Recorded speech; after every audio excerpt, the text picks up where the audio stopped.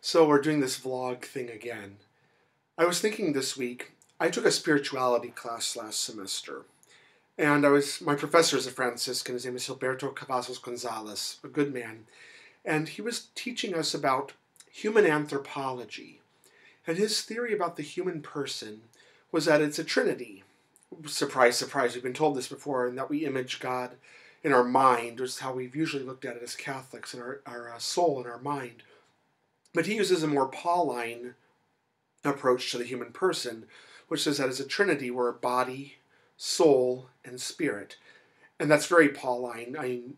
We kind of have confused the soul and the spirit for a long time, but we know that the soul, if it's the mind can be changed by physical actions. That can't be the transcendent part of us. It's got to be the spirit.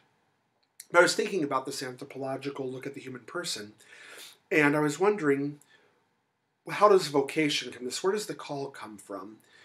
The body is how we interact in the world, how we move and be in the world. Our soul is how we reflect upon the world, as my professor said. It's the reason, which is the mind and the brain. It's the emotions and the heart, and the intuition, which we associate with the gut. And so I was thinking, where does the call come from? Because if this is how we reflect on the world, we obviously have to receive the call through this part of our being. And if it's in the mind, if we reason ourselves into a vocation, then we could very easily be reasoned out of it. Not that the reason doesn't have a say in it, but if you use logic to get yourself into vocation, I should do this because it's a good idea.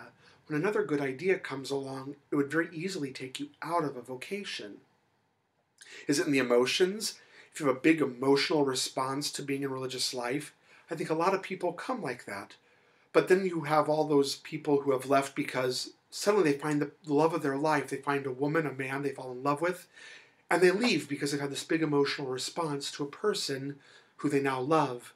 And so that tells me that maybe the emotional response isn't the best way to actually find out what your vocation is. And that leaves the intuition. That leaves your gut instinct.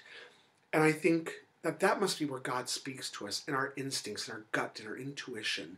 It's that little voice that says, this is right, this is wrong. I think somehow or another we have to learn to listen to that little voice, to that intuitive part of our soul. That might mean, if you're an introvert, being in a quiet place, listening to yourself, listening to God in you in prayer.